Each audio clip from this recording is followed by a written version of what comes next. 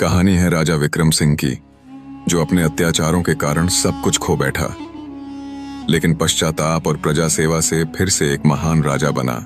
दोस्तों, कहानी शुरू करने से पहले अगर आपको ऐसी कहानियां पसंद आती हैं तो वीडियो को लाइक कीजिए, चैनल को सब्सक्राइब कीजिए और बेल आइकन दबाइए ताकि नई कहानियां आप तक सबसे पहले पहुंचे। तो आइए शुरू करते हैं। एक प्राचीन राज्य था जिसका नाम था विजयपुर। इस राज्य का राजा था विक्रम सिंह, जो अपनी प्रजा पर अत्याचार करने के लिए कुख्यात था। वह स्वभाव से घमंडी और क्रूर था। प्रजा उसके नाम से थर-थर कांपती थी। करों के नाम पर वह किसानों की सारी फसल छीन लेता, व्यापारियों से जबरन धन वसूलता और जो कोई उसके खिलाफ आवाज उठाता उसे काल कोठरी में डाल दिया जाता।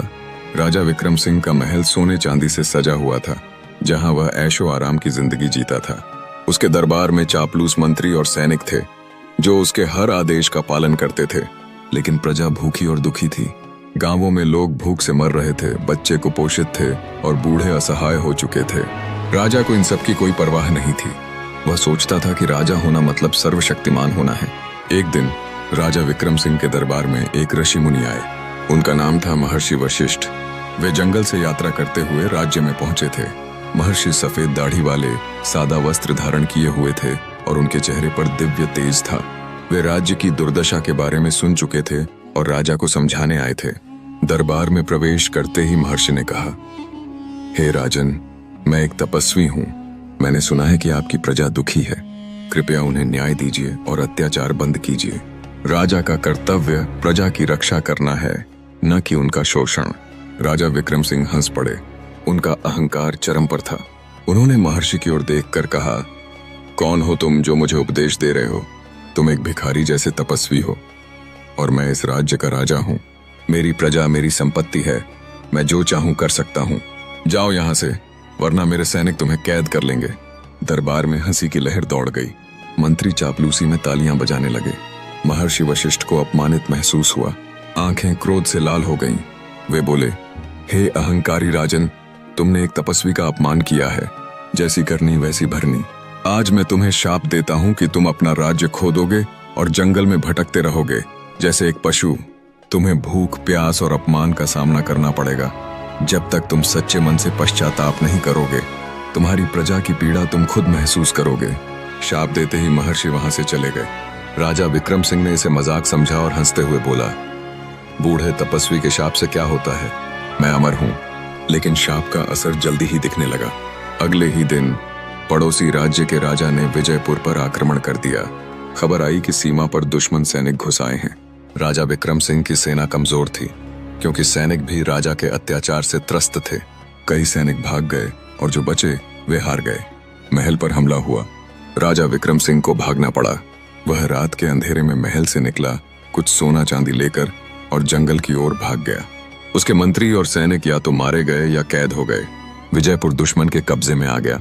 राजा विक्रम सिंह जंगल में भटकने लगा। वह कभी राजसी जीवन जीता था, अब उसके पास कुछ नहीं था। उसके कपड़े फट गए, पैरों में छाले पड़ गए। भूख से उसका पेट कुलबुला रहा था। वह जंगल में फल तलाशता, लेकिन जहरीले फल खाकर बीमार हो जाता। पानी के लिए नदियों में जाता, लेकिन जंगली जानवरों से डरता। एक रात वह एक पेड़ के नीचे सोया। सुबह उठा तो देखा कि उसके पास रखा सोना गायब था। बंदर उसे चुरा ले गए थे। अब वह पूरी तरह निर्धन हो गया। वह भटकता रहा, गांवों के पास जाता, लेकिन लोग उसे पहचानकर भगा देते। यह वही क्रूर राजा है, वे कहते। उसे भिखारी समझकर कोई रोटी देता, लेकिन ज्यादातर अपमान करते। जंगल में भटकते हुए कई महीने बीत गए। विक्रम सिंह अब कमजोर हो चुका था। उसकी दाढ़ी बढ़ गई, शरीर दुबला।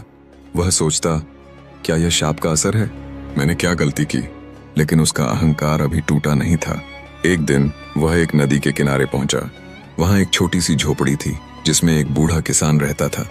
किसान का नाम था रामू। रामू ने विक्रम को देखा, जो भूख से बेहाल था। रामू ने उसे पानी पिलाया और रोटी दी। विक्रम ने पूछा, तुम मुझे क्यों मदद कर रहे हो? मैं एक अजनबी हूं। रामू बोला, भाई, इंसानियत तो सबके लिए होती है। तुम दुखी लगते हो, इसलिए मदद की। विक्रम रामू के साथ कुछ दिन रहा। रामू उसे अपने खेत में काम करने को कहा। विक्रम ने कभी मेहनत नहीं की थी, लेकिन भूख ने उसे मजबूर कर दिया। वह खेत जोतता, पानी देता, फसल काटता। पहली बार उसे मेहनत की कीमत पता चली। रामू बताता, देखो किसान कितनी मेहनत करता है, फिर भी राजा सब छीन लेता था। विक्रम को अपनी गलतियां याद आने लगीं। एक रात रामू ने कहा, जिंदगी में जैसी करनी होती है वैसी भरनी पड़ती है, अच्छा करो अच्छा मिलेगा। विक्रम चुप रहा, लेकिन उसके मन में हलचल मच गई। कुछ दिनों बाद विक्रम आगे बढ़ा। जंगल गहरा होता गया। वहां जंगली जानवर थे, शेर, भेड़िए, सांप। एक दिन एक शेर ने उस पर हमला कर दिया। विक्रम भागा, लेकिन गिर गया। तभी एक हिरण आया जो शेर का ध्यान भटकाकर विक्रम को बचाया। विक्रम हैरान था। हिरण बोला, राजन, मैं तुम्हारी प्रजा का प्रतीक हूं। तुमने हमें सताया, लेकिन आज मैं तुम्हें बचाया, क्योंकि दया सबको बदल सकती है। विक्रम को लगा जैसे जानवर भी बोल रहे हैं। वह सोचने लगा कि उसने प्रजा को पशुओं जैसा समझा था। भटकते हुए वह एक गुफा में पहुंचा। वहां महर्षि वशिष्ठ ध्यान कर रहे थे। विक्रम उनके पैरों में गिर पड़ा। महर्षि, मुझे माफ कर दो। मैंने अहंकार में आपको अपमानित किया। मैंने प्रजा पर अत्याचार किए। अब मैं समझ गया हूं कि राजा का कर्तव्य सेवा है, न कि शोषण। मैं पश्चाताप करता हूं। महर्षि ने आंखें खोली और मुस्कुराए। वत्स, शाप का उद्देश्य सजा नहीं, शिक्षा था। तुमने सीख ली है। अब जाओ, अपना राज्य वापस पाओ। लेकिन याद रखो, जैसी करनी वैसी भरनी। महर्षि के आशीर्वाद से विक्रम की शक्ति लौट आई। वह जंगल से निकला और अपने पुराने सैनिकों को इकट्ठा किया। उन्होंने दुश्मन पर हमला किया और विजयपुर वापस जीत लिया। अब विक्रम एक बदल चुका राजा था। उसने कर कम किए, प्रजा को न्याय दिया, किसानों को बीज दिए, गरीबों को मदद की।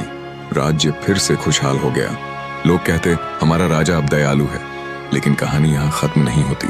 विक्रम ने महर्षि को दरबार में बुलाया और सम्मान दिया। महर्षि बोले, राजन, जीवन एक चक्र है। अच्छाई का फल अच्छा, बुराई का बुरा। विक्रम ने प्रजा से माफी मांगी और वादा किया कि वह हमेशा न्याय करेगा। समय बीता। विक्रम के राज्य में शांति थी। लेकिन एक दिन एक नया खतरा आया। पड़ोसी राज्य का राजा फिर आक्रमण करने की योजना बना रहा था। विक्रम ने अपनी सेना तैयार की, लेकिन इस बार प्रजा खुद आगे आई। किसान, व्यापारी सब मिलकर लड़े, क्योंकि अब वे राजा से प्यार करते थे। युद्ध जीता गया। विक्रम समझ गया कि प्रजा की ताकत से राज्य मजबूत होता है। वर्षों बाद विक्रम बूढ़ा हो गया। उसने अपने बेटे को राज्य सौंपा और सलाह दी, बेटा, कभी अहंकार मत करना। प्रजा माता है, उसकी सेवा करो। जैसी करनी वैसी भरनी। बेटा ने पालन किया और राज्य पीढ़ियों तक फला फूला। यह कहानी सिखाती है कि अहंकार और अत्याचार का अंत हमेशा दुख होता है, लेकिन पश्चाताप और अच्छाई से जीवन बदल सकता है। मनुष्य को हमेशा दूसरों के दुख को समझना चाहिए और दया रखनी चाहिए। अगर आपको यह कहानी अच्छा लगे तो प्लीज हमारे चैनल को सपोर्ट कीजिए। एक लाइक और एक कमेंट करके इस चैनल को सब्सक्राइब कर लीजिए। मिलते हैं अगले वीडियो में। जय श्री राम।